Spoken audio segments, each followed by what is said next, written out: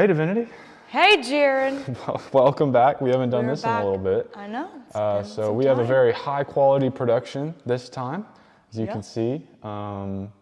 Yeah, it's really rinky-dink kind of setup. We're on a stage. We got two tripods. It looks got like four comfy tripods. chairs. I brought lights this time. There's lights There's blinding my all kinds of eyeballs. I things can't going on. see. This took a long time to set up, and I don't even know how good it's gonna look in the end. I'm seeing black dots, Jared, Well, just from the don't shining lights. don't look at the light. Okay, It's okay. I'll try not Sorry, to. we're not quite used to this yet. But anyway, welcome back Anyways. to Sunday School episode. I don't know what episode it is, but today I'm joined by a very special guest. Her name is Divinity. Welcome back. Thank you so much for being with us. Thanks for having I talk me. a lot about doing my youth pastor ministry. I talk a lot about the fact that I'm a youth pastor, and it's one of the greatest joys that I have.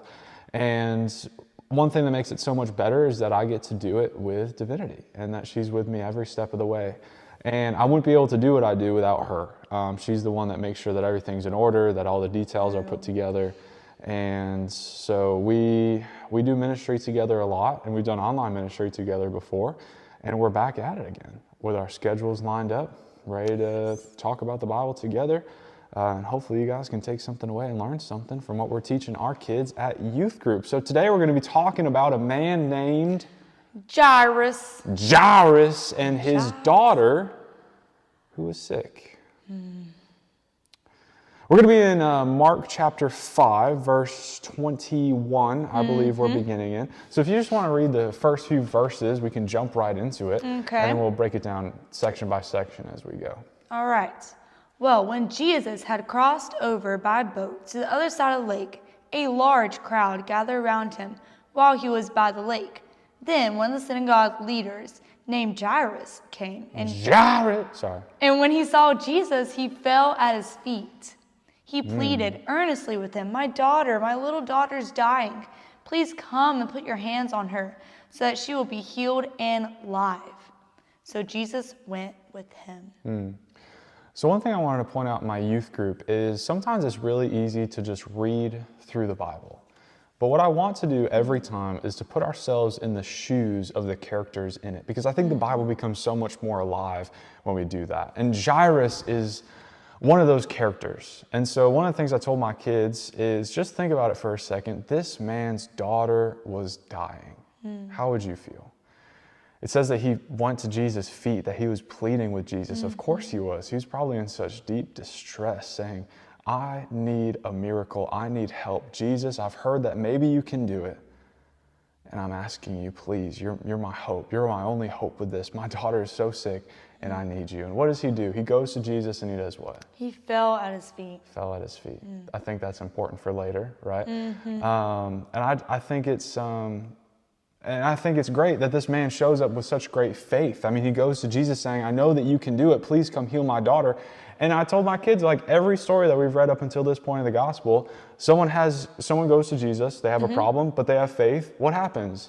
They get healed. They get healed, or like Automatically. with the disciples in the storm is calmed. It seems like as long as you're with Jesus, you're going to be okay. That's kind of what we've read through the Gospels so far, is that every time Jesus comes through, he heals, he calms the storms.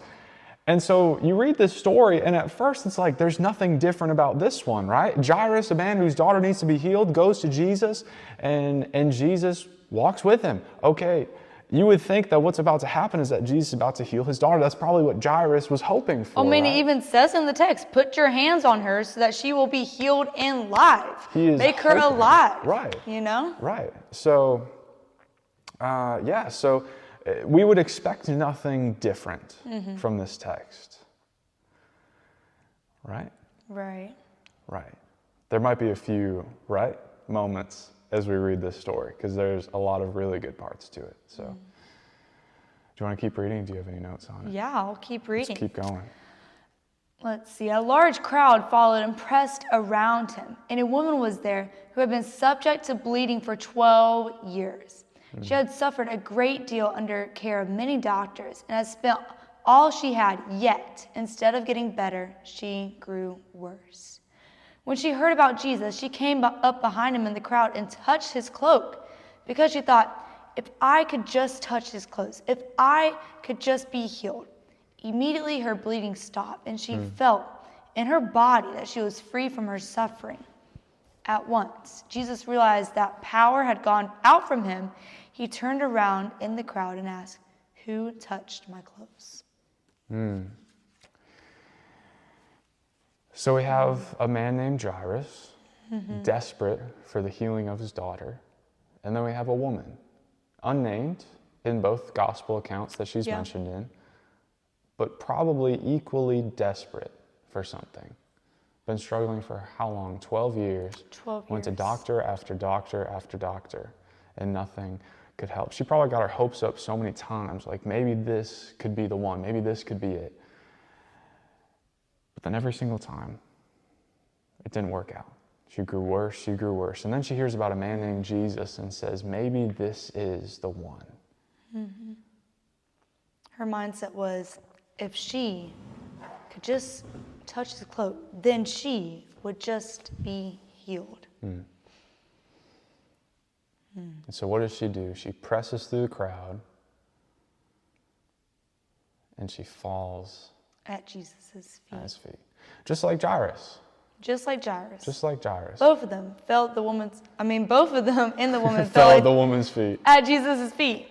Jairus because he was pleading for his dying daughter, and the woman because she couldn't go unnoticed. She tucked Jesus' cloaks in this big crowd. The disciples were like, Jesus, keep on going. We got to get somewhere. Why are you stopping to question who touched your cloak? You're kind of like, Jesus, we got to hurry up here. And how could he know who touched his cloak? That's a big crowd. So she went unnoticed and began trembling and fell at Jesus' feet, saying, "It was me. Sorry, Jesus. Sorry, not sorry. I wanted to be healed." Do you want to keep reading the text? Yes. You see, the people crowded against you, disciples answered, and yet you can ask, "Who touched me?" But Jesus kept looking around to see who had done it. Then the woman, knowing what had happened to her, came and fell at his feet, and trembling with fear, told him the whole truth. He said to her, "Daughter, your faith has healed you. Go in peace and be freed from your suffering." So we have a man with faith. We have a woman with faith. And what happens with this woman is just like we'd expect in every other story that we hear in the Gospels. Someone comes to Jesus with faith, they need healing, and they're healed. It's a miracle. It's an amazing thing. She probably lost hope so many times, but she was just going to give Jesus one more chance, and Jesus came through. Jesus delivered for this woman. And as I was talking about it to my youth group, I said, let's put ourselves in the shoes of Jairus. How do you think that he felt watching this miracle? There's probably two things going on in his head. I think the first one was, this is awesome. Like, I've heard of what Jesus can do, but now I've seen it firsthand. I've seen what he can do, and it's awesome that he can do a healing miracle. Like, this is amazing. Probably getting his hopes up, like, okay, now he can do this for my daughter too, who also needs healing. And he's probably thinking a second thing, like, can we hurry this up a little bit? Like, my daughter, every minute, I don't know what's going to happen to her. Her condition is very, very bad. I really need you to come.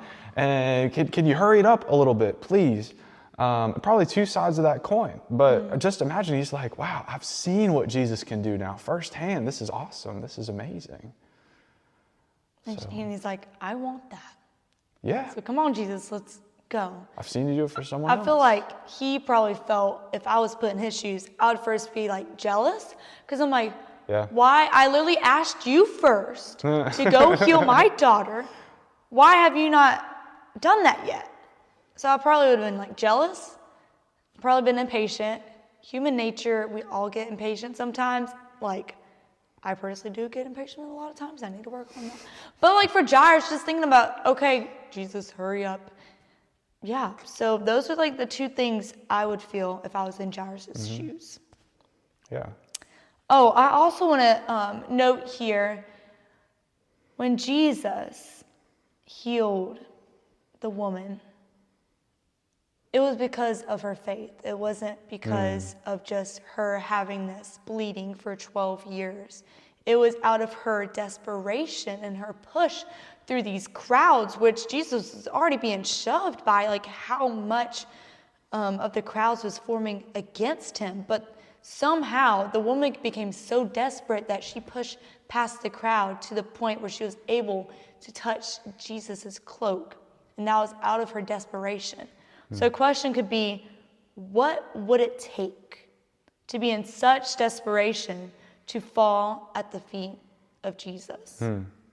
What would it take us to fall at the feet of Jesus? And you saw when she fell at the feet of Jesus and she was healed by her faith, she instantly received peace. Peace only God can give. She could have went to many doctors and maybe even been healed, but she would never receive God's peace. So not only did she got healed from her bleeding, but she received peace that she was not even seeking after. She was not even asking, Lord, I want this peace, but God automatically gave her this peace. So just imagine in your lives, what will it look like to follow Jesus' feet, but also receive his peace? I know for me, this semester has been a roller coaster. I ended up dropping one of my majors, and it was all up to that point where I was doing my own plans and not giving it to God. But when I finally fell at his feet and surrendered my plans for his plans, I received peace. I remember being so stressed before that, shaky stress that felt like I was being stabbed in the heart. But it wasn't until I fell at Jesus' feet to change me and for me to do his will instead of my will that I received his peace. So I can relate a lot to this woman. Not the bleeding part, but the part where she fell at Jesus' feet and received that peace. Yeah, so we see this awesome miracle that Jesus does for a desperate woman. Now back to Jairus. Because now this awesome thing has happened, but Jairus still needs some help. Yeah. So what happens next in the text? It says, while Jesus was still speaking, some people came from the house of Jairus, the synagogue leader. Your daughter is dead, they said. Why bother the teacher anymore? Overhearing what they said, Jesus told him, do not be afraid. Just believe. So, whoa. Hold on a second. Let me read that last sentence, but in the chapter of Luke, because they have a little bit more to that. Go for it. It says, hearing this, Jesus said to Jairus, do not be afraid, just believe, and she will be healed. Oh, You Jesus gives see, him a in the spoiler. Gospel of Luke, it kind of spoils it, gives him a glimpse of hope that she will be healed. So I thought that was pretty interesting how Luke and Mark had different translation of one, do not be afraid, just believe, but the added part, she will be healed. Interesting. Don't be afraid, just believe, she will be healed. Now, if I'm Jairus, I probably have a lot of thoughts going through my head. Yeah. And the first one is probably immense disappointment. Like, wait a second, hold on. I had faith that you would heal my daughter. I just watched you heal someone else with faith. But then why can't I get that same kind of a healing? God, what? And then Jesus tells him, wait, hold on a second, my daughter's dead. And then Jesus tells him, don't be afraid, just believe. And Jairus is like, believe in what? Like, I trusted you. She will be healed, but she's dead. Jesus, what are you talking about? How are you going to heal a dead person? That's kind of difficult, right? I was like, what? And you have Jairus who is like, what am I supposed to believe in now? He had so much faith that Jesus would heal his daughter, but then all of a sudden it's too late. I thought that if we were walking with Jesus, everything was going to be okay. That's what we see in the Gospels up until this point. I think that's kind of the Christian message that's preached all the time. But wait a second, what happens when we're walking with Jesus and not everything is okay? If you know the end of the story, let's pause thinking about it for a second. Because I want to sit I want to walk in the shoes of Jairus and think, how do you handle disappointment when you're walking with the Lord? When you prayed and you prayed and you prayed and it's not turning out how you prayed for. And then Jesus tells you, don't be afraid, just believe. Jesus, how am I supposed to believe it's too late? I think during Sunday school, what I was telling the kids was, yes, we're going to have disappointments, but if we read a little bit further on, we'll see what Jairus does next. And what he does next is very vital, because in our own disappointments, do we just stop believing? Is that the end for us? We know the end of the story. We know that Jesus will come back and die on the cross for our sins, and he'll get resurrected and go to heaven, and then one day we'll live in eternity for him. We know that. But up to this point, we don't know that. And for Jairus, he doesn't know that. But when we read on the text, we'll see what Jairus does next. It says, he did not let anyone follow him except Peter, James, and John, the brother of James. When they came to the home of the synagogue leader, Jesus saw a commotion, with people crying and wailing loudly. He went in and said to them, why all this commotion and wailing? The child is not dead but asleep. But they all laughed at him. I'm going to stop here for a second. All right, so it's talking about how disappointment and what do we do next.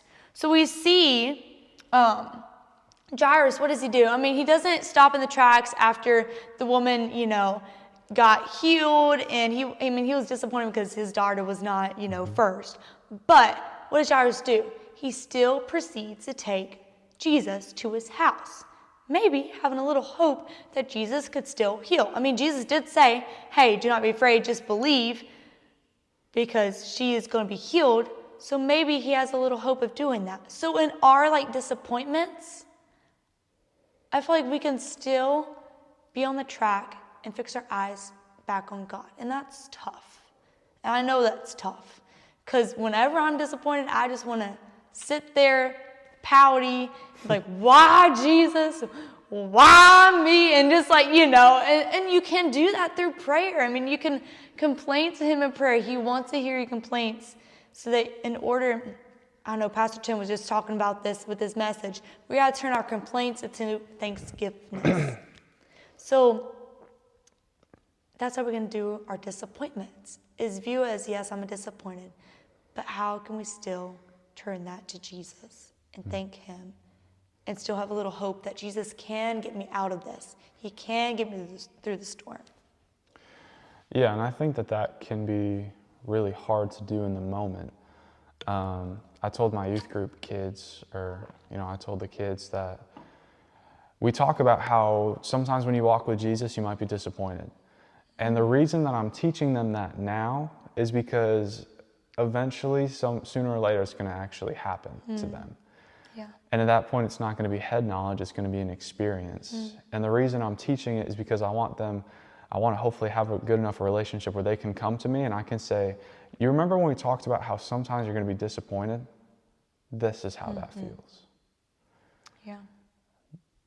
Because it's so much harder in the moment.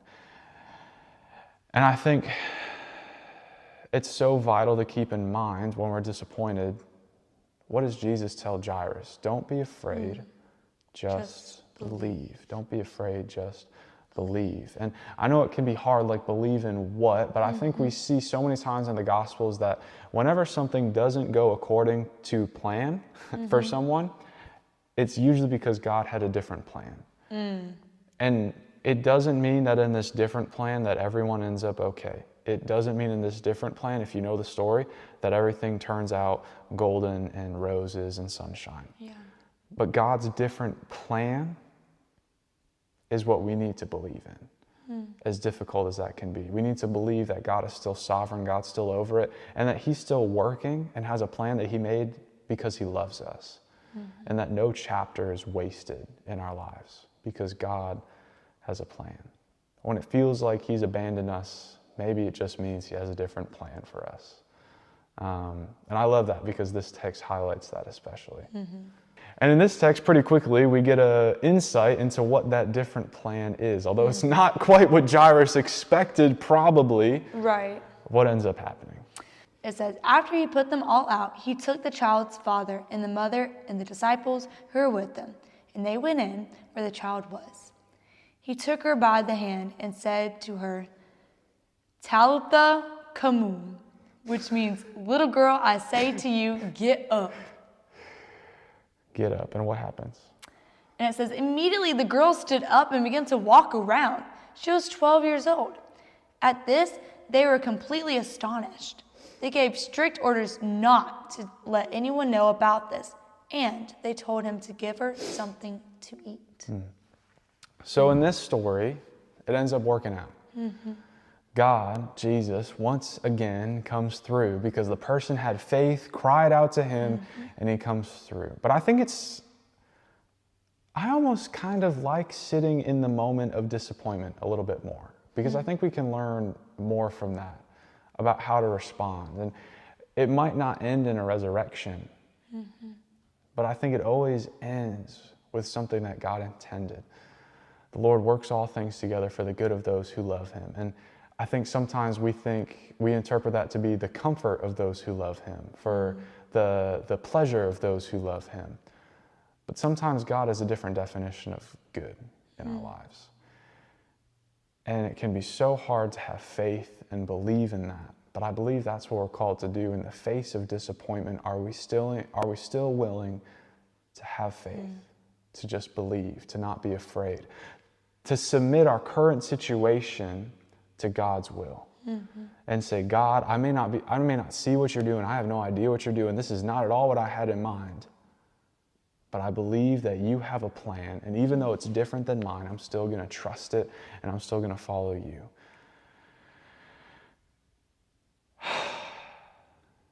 And sometimes it ends up like this, and a miracle comes through. Right. The daughter's healed. Sometimes it doesn't. Are we still willing to keep our faith through those seasons of life? I think the story raises a lot of questions. Do you have any thoughts on that passage? Yeah. Reading through the last part of that passage, I wrote a couple notes. I said first that God is a God of restoration when the time is right. He could have went to the daughter's house first and healed her. But I felt like maybe Jairus needed his faith to be grown a little bit through the uncomfortable circumstances so that he'll really have genuine faith in God. He can see all these miracles that Jesus does, but when it comes to his own daughter, how much faith are you going to have?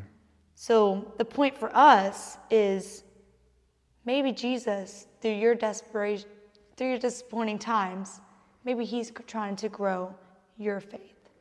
Yeah, and I think because Jesus could have healed Jairus' daughter like he healed the son of someone who was just a little bit earlier in the Gospels, where he said, your son will be healed. And then the man went home and the son was healed. Jesus said it. He didn't even have to be there. But he chose not to do that with Jairus.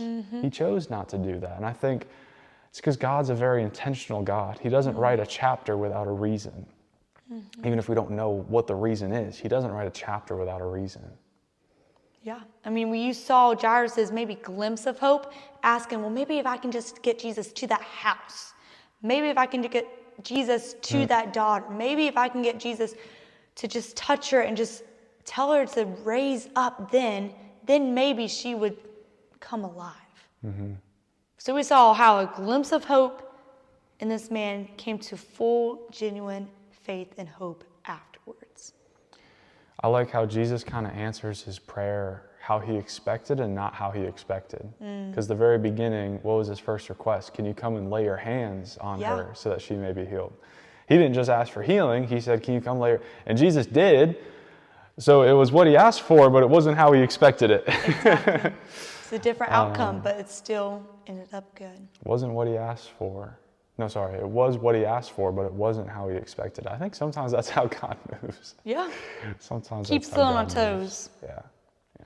And then another point is the child got up and ate after she was, resurrected by Jesus. So I said, when God restores us, he also provides for what we need. When he brings us back to life, he brings us to that restoration, he always provides what we need. For that daughter, she's been eating food. She was sick for who knows how long, but God provides for her simple needs, regardless of what it is.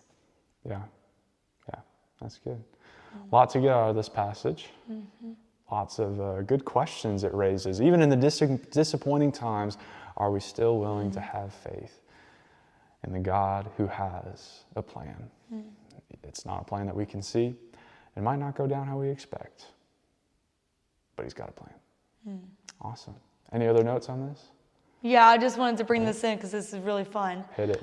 Whenever Is this about the wailers? Huh? The mourners? No. Oh, it's not. Okay, sorry. No. Okay, sorry. Go No, ahead. whenever we end a passage of the Bible with our youth group for Sunday school, we ask them, who is Jesus in this passage to you? And we was One word. asking that, One word to describe Jesus. the ultimate word that we picked was Jesus is the underdog. Jesus is the underdog through doubts, through, uncertainties, through questioning, through confusion. Through people laughing at him. Mourners laughing at him. Jesus is still the underdog and took care of the woman, took care of the daughter, took care of people's faith, gave people peace. Jesus is the underdog. The ultimate Underdog. underdog. Amen. All right. Yeah. Well, everybody, thank you so much for joining us. My name's Jared. My name's Divinity. And This is Sunday school. thanks for sitting in our little conversation about Jairus. Jairus! And the bleeding woman. And the leading one. Don't forget about her. That's all we got. Peace. See ya.